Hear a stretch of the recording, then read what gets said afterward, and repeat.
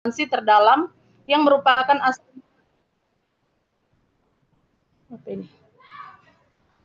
sampai pada kesimpulan bahwa air merupakan substansi terdalam yang merupakan asal mula dari segala sesuatu. Yang penting di sini bukan kesimpulannya, merupakan pendirian bahwa segala sesuatu berasal dari satu substansi saja. Yang kedua, dualisme. Dualisme yaitu meyakini sumber asal segala sesuatu berasal dari dua hakikat, yaitu materi dan rohani, benda dan roh, jasad dan spiritual. Kedua macam hakikat itu masing-masing berdiri sendiri dan sama-sama abadi. Filsuf yang termasuk dalam kelompok ini adalah Descartes, tahun 1596 sampai 1650, yang dianggap sebagai bapak filsuf modern. Contoh yang paling jelas tentang adanya kerjasama kedua hakikat ini adalah dalam diri manusia. Descartes adalah contoh filsuf dualis dengan istilah kesadaran atau rohani dan ruang atau kebendaan. Umumnya manusia dengan mudah menerima prinsip dualisme ini karena kenyataan lahir dapat segera ditangkap panca indera kita, sedangkan kenyataan batin dapat segera diakui dengan adanya akal dan perasaan hidup. Selanjutnya yang ketiga, materialisme. Materialisme yaitu menganggap bahwa yang ada hanya materi roh. Yang ada hanya materi. Roh, kesadaran, dan jiwa merupakan bagian dari pikiran, dianggap hanya sebagai sesuatu yang bukan kenyataan. Materialisme menganggap bahwa pikiran hanyalah bentuk dari pergerakan suatu materi. Materialisme kadang disamakan dengan naturalisme, namun bedanya, naturalisme hanya menganggap alam saja yang ada. Dalam arti Tuhan yang di luar alam dianggap tidak ada. Contohnya, Thales menganggap unsur asal itu air, yaitu materi. Yang kedua, Anaximandros menganggap bahwa unsur asal itu apeiron, yakni suatu unsur yang tak terbatas. Yang ketiga, Anaximenes menganggap bahwa unsur asal itu udara. Dan yang terakhir, Demokritos, filsuf yang terkenal dalam aliran materialisme ini. Dia menganggap bahwa hakikat alam ini adalah atom-atom yang halus, banyak jumlahnya dan tidak dapat dihitung. Yang keempat, idealisme. Idealisme merupakan lawan dari materialisme yang juga dinamakan spiritualisme. Aliran ini menganggap bahwa hakikat kenyataan yang beraneka warna itu semua berasal dari roh atau sukma atau yang sejenis dengan itu. Intinya, sesuatu yang tidak berbentuk dan tidak menempati ruang. Menurut aliran ini, materi atau zat hanyalah suatu jenis dari penjelmaan roh. Alasan yang terpenting dari aliran ini adalah manusia menganggap roh lebih berharga, lebih tinggi dari materi bagi kehidupan manusia itu sendiri. Roh dianggap sebagai hakikat yang sebenarnya, sehingga materi hanyalah badannya, bayangan, atau penjelmaan saja. Dan yang terakhir, agnostisisme. Agnostisisme berasal dari bahasa Yunani, yaitu ignotos, artinya not atau tidak, gno, itu know atau tahu, yaitu paham yang mengingkari bahwa manusia mampu mengetahui hakikat yang ada, baik yang berupa materi atau yang rohani. Aliran ini juga menolak pengetahuan manusia tentang hal yang transenden. Contoh paham agnostisisme adalah para filosof eksistensialisme seperti Jean-Paul Sartre yang juga seorang ateis. Sartre menyatakan tidak ada hakikat ada manusia, tetapi yang ada hanyalah keberadaannya. Yang terakhir, saran dan kesimpulan. Ontologi harus dipelajari sesuai dengan kebenaran itu sendiri. Harus hati-hati dalam menafsir atau menilai sesuatu, khususnya ilmu pengetahuan. Untuk mempelajari ontologi, harus ada keseimbangan antara iman dan cara berpikir. Sebagai hamba-hamba Tuhan, mari kita mempraktekkan ilmu kita sesuai dengan kebenaran firman Tuhan. Terima kasih, Shalom. Baik, sekian presentasi dari saya. Saya kembalikan ke Pak dosen atau langsung bertanya, Pak?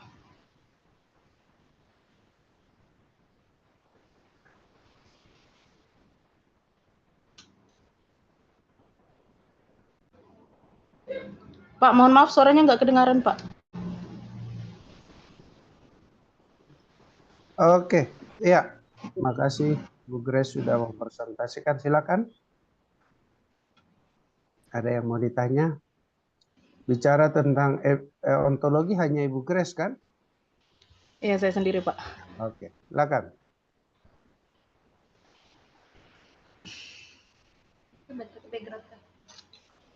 Oke, silakan.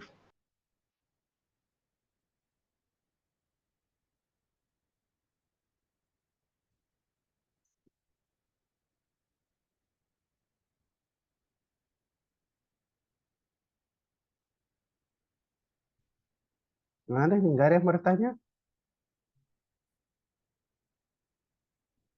Berarti udah jelas, Pak.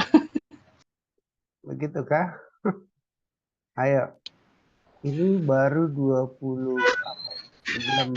kurang 2. 17. Pak Raplin belum. Jeffrey belum.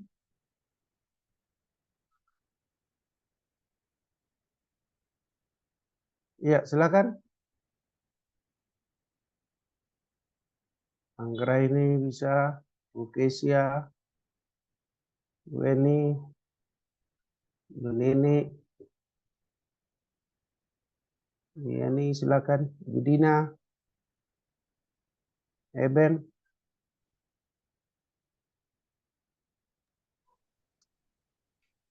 Silakan. Atau mungkin Ibu Grace coba sedikit. Ontologi itu sebenarnya secara singkat bicara tentang apa sih? Supaya bisa memancing. Baik, terima kasih, Bapak. Sedikit koreksi, ada salah penulisan tahun saya di slide yang kedua itu diperkenalkan oleh ontologi ini diperkenalkan oleh Rudolf Goclenius pada tahun 1636, bukan 1936. Saya salah tulis tadi.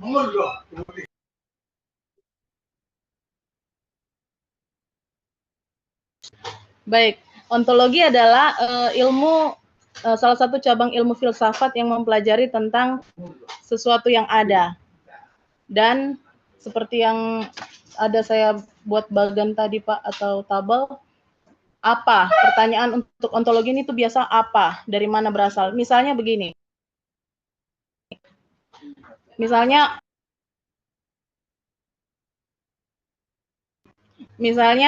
lampu. Saya kasih contoh ya, Pak, lampu. Semua orang di dunia ini pasti memiliki lampu di rumahnya. Nah, lampu itu kan menyala. Sumbernya dari mana? Kan harus kita tahu, sumbernya itu dari listrik. Sumber listrik itu di mana? Sumber listrik itu di PLN. Nah, PLN itu di mana? Jadi makin kita usut, makin kita cari tahu sampai ke akar-akarnya tentang sesuatu itu. Itulah ilmu ontologi. Dia itu ada. Makanya ini berhubungan dengan panca indera. Makanya ada tadi pernyataan saya untuk mempelajari ontologi ini harus hati-hati karena kalau tidak hati-hati kita bisa mempertanyakan keberadaan Tuhan seperti tadi. Kalau Tuhan itu ibaratnya tidak tidur, berarti apakah Tuhan tidak mengantuk? Lalu wujud Tuhan itu bagaimana dan seterusnya dan seterusnya. Jadi untuk mempelajari ilmu ontologi ini kita harus lebih lebih berhikmat, minta hikmat dari Tuhan supaya ilmu yang kita dapat, ilmu yang kita pelajari atau yang kita berikan kepada orang lain itu bisa sesuai dengan kebenaran firman Tuhan. Karena kalau kita tarik akarnya atau para filsuf yang mencetuskan ilmu ontologi ini kan ada tadi seorang ateis gitu. Jadi memang mungkin ilmu ini dipelopori atau didasari oleh orang yang memang tidak percaya kepada Tuhan. Seperti itu, Pak. Sekian dari saya.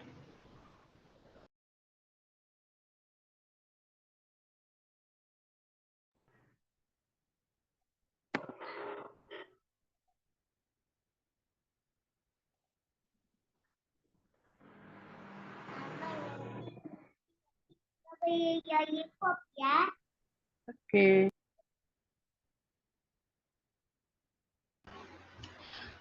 Jadi kalau kita coba lihat satu kata untuk ontologi itu, dia bicara tentang hakikat dari sesuatu, gitu ya. Jadi dia mau bicara apa sih hakikatnya? Jadi ketika kita melihat sesuatu, maka pada akhirnya kita bertanya apa, dari mana, dan segala macam. Begitukah Ibu Grace? Iya, benar, Pak. Iya, oke. Ya, silakan. Saya mungkin Pak. Ya, silakan, Bu. Shalom Ibu Grace. Shalom, Ibu. Kita bersama-sama di mata kuliah ini kita berpisah. Biasa kita satu kelompok. Oke, saya mau bertanya ini Bu. Ada yang gambar, saya nggak tahu ini slide keberapa nih. Lupa pula saya nganoknya tadi. Yang gambar kepala orang sepotong itu. Oh iya.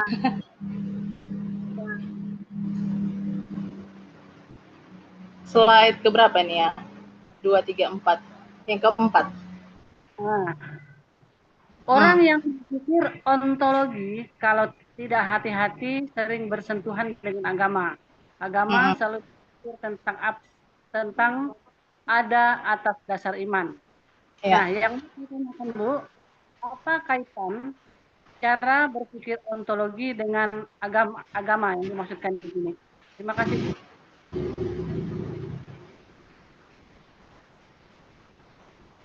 Baik. Apa kaitan antara ontologi dengan agama? Baik, terima kasih untuk pertanyaan Ibu. Langsung saya jawab. Kaitan antara ontologi dengan agama itu sangat berkaitan. Bahkan dengan semua ilmu pun ontologi itu sangat berkaitan karena dia bertanya tentang apa dan bagaimana, seperti itu. Misalnya seperti yang saya senggol tadi tentang pepatah Jawa ya, yang tentang Allah itu tidak tidur. Ini Gusti, slide kelima, Gusti Orasare. Misalnya dalam filsafat Jawa ada pemikiran ontologi, benarkah Tuhan itu tidak tidur? Nah, ketika secara manusia kita berpikir secara ontologi, bertanya benarkah Tuhan itu tidak tidur, kan ada berkesinambungan. Kita akan bertanya lagi tentang, loh, kalau Tuhan tidak tidur, lalu dia bagaimana? Dia bentuknya seperti apa? Kalau Tuhan tidak tidur begini. Jadi ibaratnya pertanyaan itu akan terus berakar dan sampai akhirnya nanti akan ada pertanyaan, loh, apakah benar-benar Tuhan itu ada? Nah, seperti itu, Bu. Jadi memang kalau ontologi misalnya membahas atau bertanya tentang sesuatu yang terlihat, seperti yang saya jelaskan tadi, misalnya lampu. Kenapa lampu itu bisa menyala? Karena listrik. Saya kasih contoh untuk yang bisa kita lihat ya, untuk benda. Mengapa lampu itu bisa menyala? Karena ada listrik. Listrik itu sumbernya dari mana? Misalnya sumbernya dari PLN. PLN itu di mana? Dan seterusnya dan seterusnya. PLN itu tenaga apa? Misalnya tenaga uap. Nah, uapnya dari mana? Atau tenaga air, tenaga nuklir dan lain-lain. Jadi kita akan terus mencari akarnya sampai mentok di sebuah pemikiran atau kesimpulan yang sebenarnya tidak semua bisa kita buktikan. Nah, itu untuk benda yang terlihat. Nah, untuk tentang sesuatu yang bersifat rohani, misalnya manusia, setelah mati manusia kemana? Seperti itu. Ke surga. Surga itu di mana? Seperti itu contohnya, Bu. Jadi memang ada hubungan antara ilmu teologi dengan ontologi. Seperti itu. Karena pertanyaan-pertanyaan itu yang memicu akhirnya dia masuk ranah teologi. Seperti itu, Bu. Bagaimana kira-kira?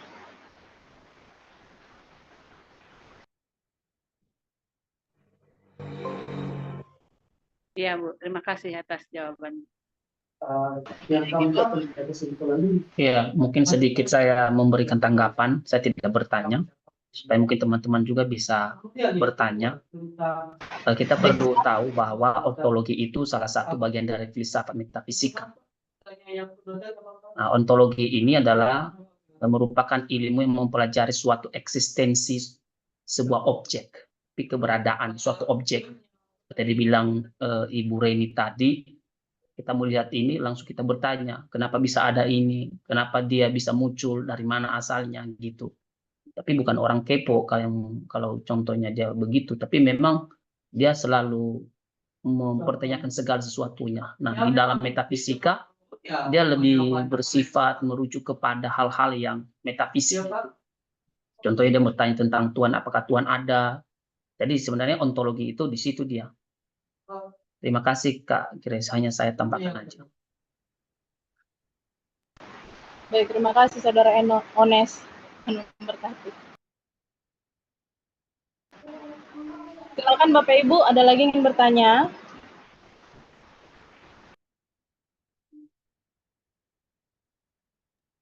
Selamat malam, Mbak Grace.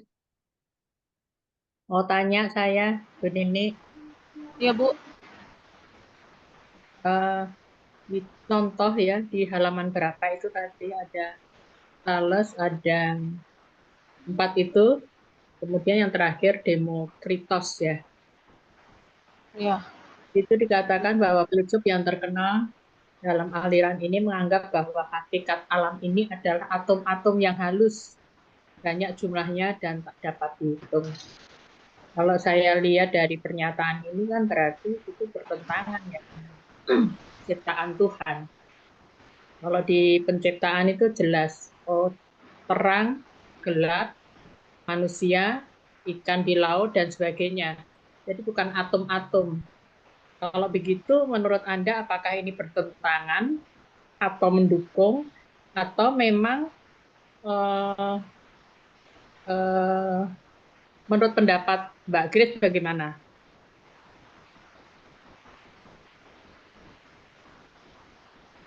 Baik, terima kasih Bu. Demokritos itu filsuf yang terkenal dalam aliran materialisme yang menganggap bahwa yang ada hanya materi. Bahkan dunia ini atau manusia atau alam ini itu terjadi karena ada atom-atom yang halus, banyak jumlahnya dan tak dapat terhitung. Jelas ini bertentangan dengan keimanan Kristen, bertentangan dengan firman Tuhan. Karena segala sesuatu ada itu kan karena firman Tuhan. Tuhan menjadikan segala sesuatu kan dengan firman-Nya. Jadi ini memang bertolak belakang dengan apa yang dikatakan oleh filsuf pada masa itu. Cuman karena memang ini pendapat dia yang dan dialah yang mencetuskan aliran ini, makanya memang harus kita kutip dan kita tampilkan di sini, Bu. Walaupun memang tidak sesuai dengan kebenaran firman Tuhan. Jadi pendapat Demokritos bertolak belakang dengan kebenaran firman Tuhan. Begitu Ibu. Terima kasih, Mbak.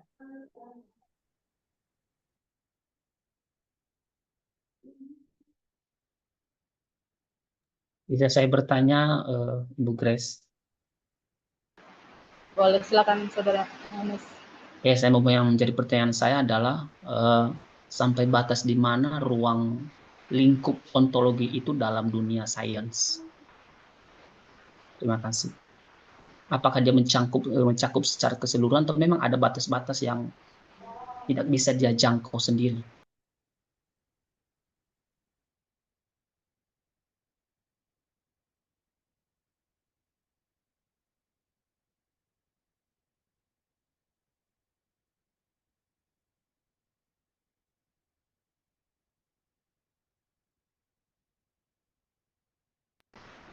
Baik, saya mencoba menjawab pertanyaan dari Saudara Ones.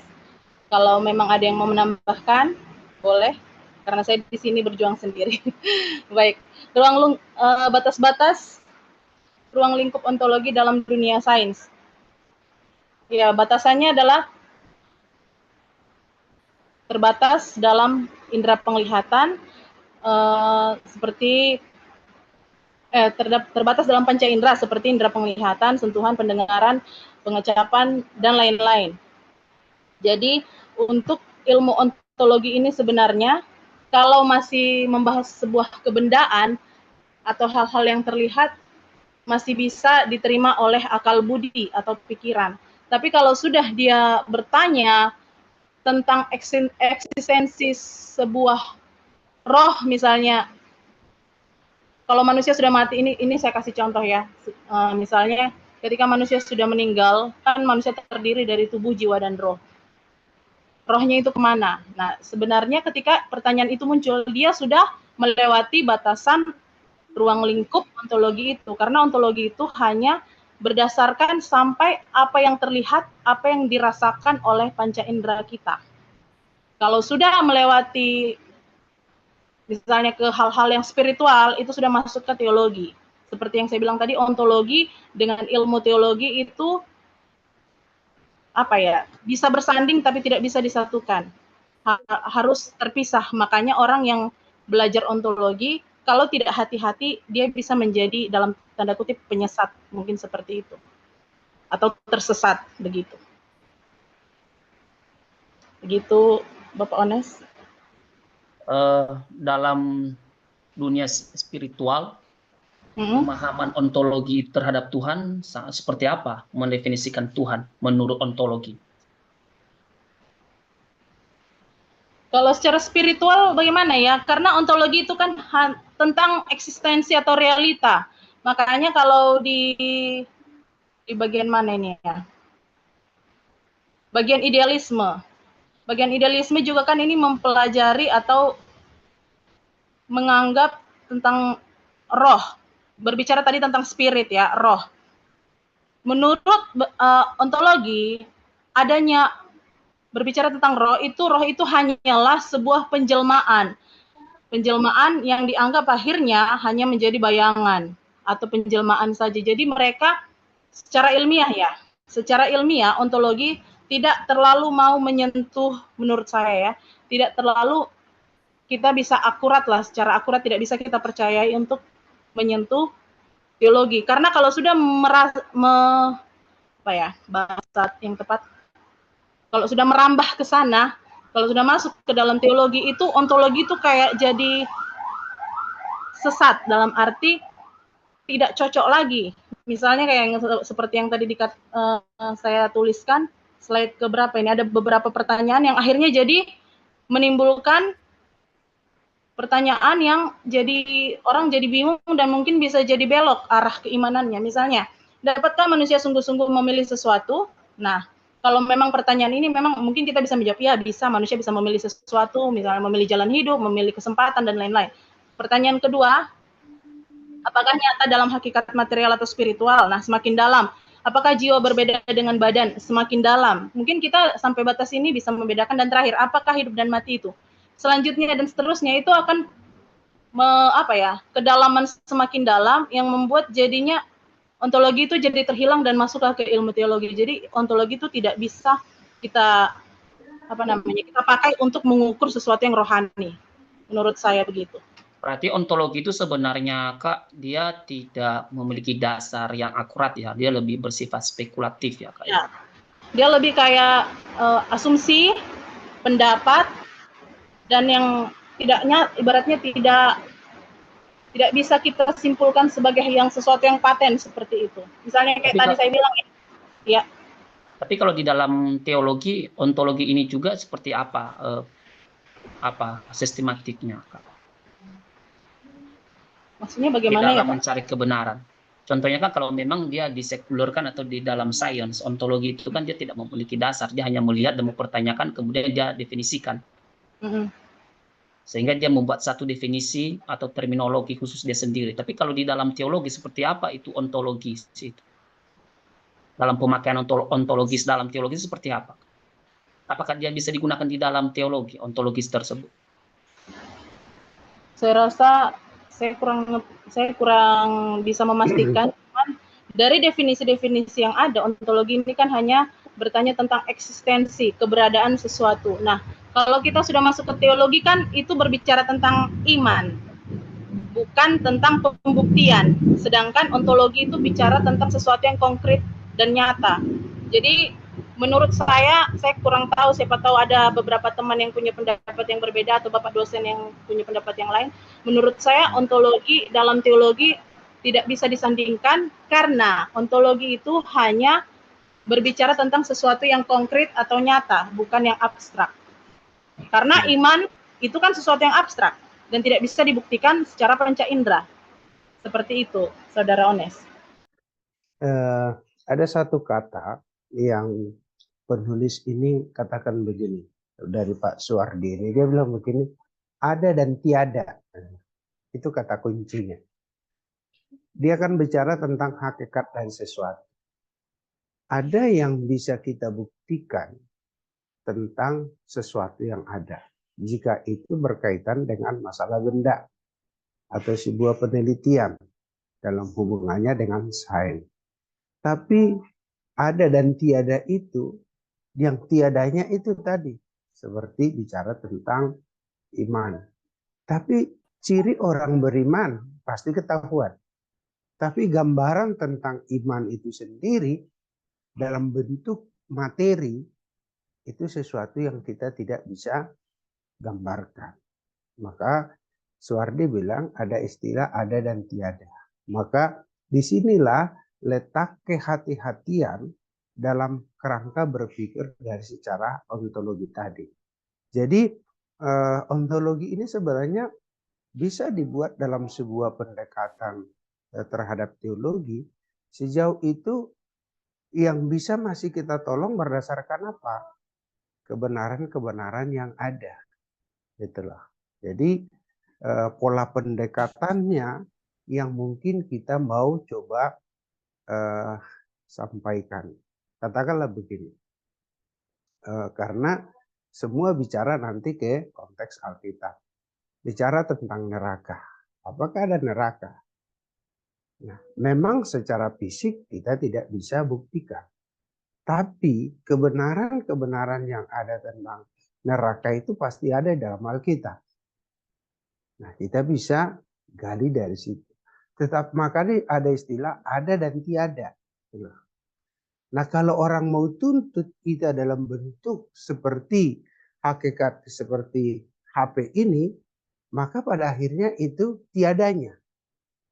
Itulah. Tapi pertanyaannya, ada nggak itu neraka? Dalam konteks teologi ya jelas ada. Tapi kalau orang mau buktikan secara fisik, sesuatu yang kita tidak bisa. Tetapi Alkitab sendiri bicara tentang neraka itu.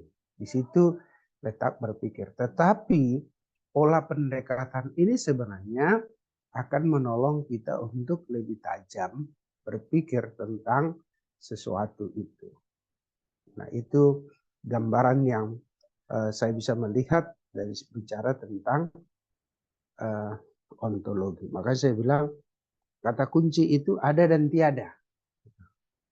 Ada, ya ada. Tapi tiadanya di mana? Nah, kalau bicara tentang sesuatu yang abstrak tadi. Tapi kalau ada tentang sesuatu fisik yang ada, katakanlah gereja, ya udah ada buktinya dalam gereja. Manusia yang mati pasti ada. Tapi ada dan tiadanya mana tentang napas atau jasad daripada seseorang itu yang telah mati. Ya, ada dan tiada selalu itu secara bersama-sama berjalan khususnya di dalam penelitian terhadap sesuatu yang abstrak. Gitu Pak Ones. Jadi mesti ada batasannya. Ya. Tentunya di dalam ilmu ontologi dia berbicara tentang mortalitas dan immortalitas. Kekal dan ketidakkekalan itu dasarnya apa? Dia bisa memberikan satu definisi atau terminologi tentang immortalitas.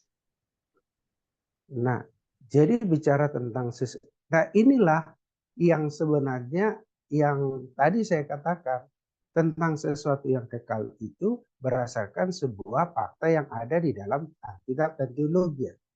Tapi untuk menunjukkannya ini yang tadi ada dan tiada tadi. Gitu loh.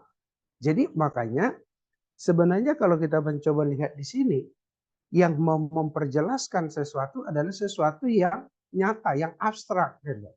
Tapi sesuatu yang itu yang tidak abstrak atau katakanlah yang jauh di sana, itu yang mereka jawab bahwa ada dan tiada tadi. Gitu loh. Di situ apanya? Makanya pada akhirnya tidak akan membutuhkan memberi sebuah jawaban yang pasti terhadap sesuatu. Maka kata kuncinya itu ada dan tiada. Ada dalam arti konseptual. Tapi tiadanya itu dalam arti fisik. Gitu loh. Jadi ketika mereka mendefinisikan sesuatu itu berdasarkan tadi pemahaman-pemahaman yang muncul yang ada itu. Itu gambarannya. Memang jadi kebingungan, betul. Itulah yang ada di dalam filsafat itu sendiri. Sehingga mereka pun sendiri tidak memberikan jawaban yang pasti terhadap sesuatu yang di luar dari sesuatu yang abstrak, yang semu tadi. Begitu Bapaknya. Baik Pak, terima kasih Pak. Silakan ada yang lain?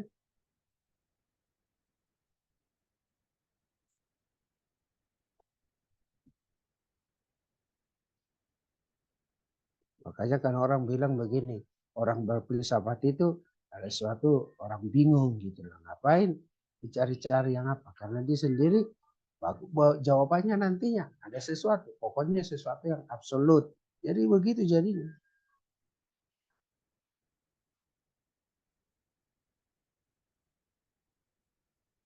Tapi mungkin kalau ontologi itu dipakai dalam Alkitab, Pak. Jadi dasar kita itu sebenarnya juga Alkitab, hanya Alkitab, Pak ya. Iya, betul. Tapi ketika berbicara tentang eksistensi Allah yang tidak kelihatan itu, kita tidak bisa memberikan satu definisi yang akurat, Pak ya. Iya, Karena bisa. kita sendiri nggak pernah ke surga. Iya.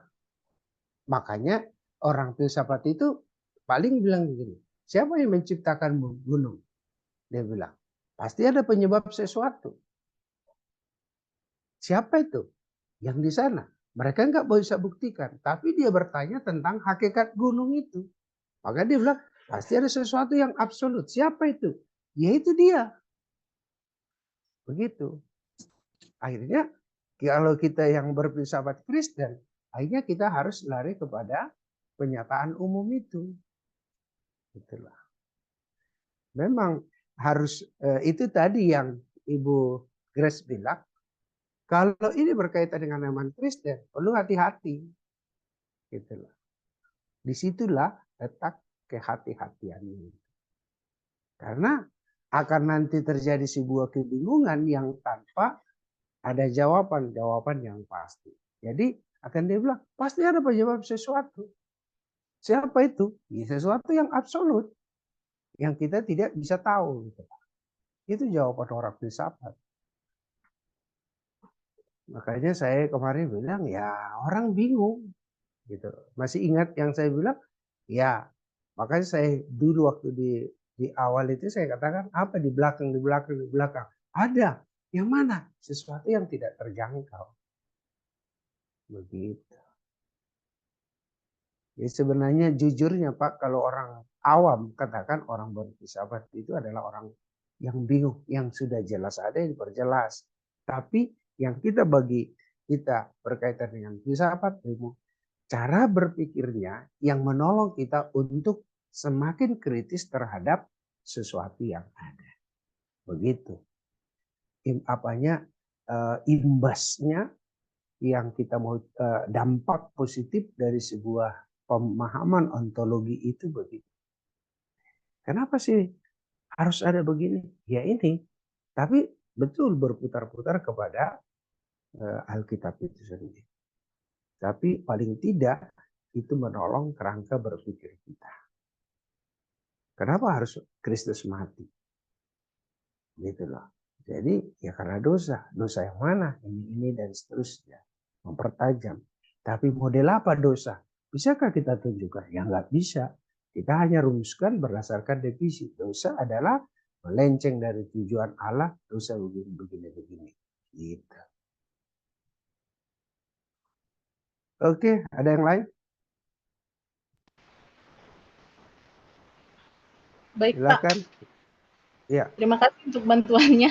Jadi saya bisa simpulkan dari penjelasan Bapak, ontologi ini berarti kalau kita tarik ke sisi teologi, ke ilmu teologi, dia hanya bisa menjelaskan tentang misalnya kita bagaimana tentang pohon Tuhan mengutus pohon ara itu seperti apa, atau tentang geografis, pokoknya tentang hal-hal yang nampak terlihat ya Pak. Namun untuk mempercayai surga itu di mana, neraka itu di mana dan lain-lain itu diperlukan ilmu keimanan atau teologinya sendiri gitu Pak. Berarti ontologi dengan teologi hanya ada batas garis tipis itulah bahasa apanya ya Pak. Untuk membedakan itu hanya satu garis tipis itu saja antara ontologi dan teologi. Iya. Makanya tadi saya bilang kembali lagi ke persoalan bagaimana Anda mau merumuskan tugas makalah itu gitu loh. Tugas makalah yang saya kasih penyataan itulah relasi antara penyataan iman dan rasio itu. Baik, Pak. Jadi semuanya itu nanti akan bermuara ke situ. Jadi kalau Ibu Ninin nanti dia udah kirim tugasnya kan. Jadi kalau Ibu mau revisi dengan belajar ini tiba tahu ada perubahan paradigma, nggak apa-apa Bu. Di bagian akhir nanti bisa dirubah. Ibu udah kirim tugasnya kan? Halo Bu Ninin? Bisa diperbaiki ya, Pak? Bisa diperbaiki. Iya. Kan makin terbuka kan? Iya, ya, Pak. Iya, oke. Ya, silakan ada.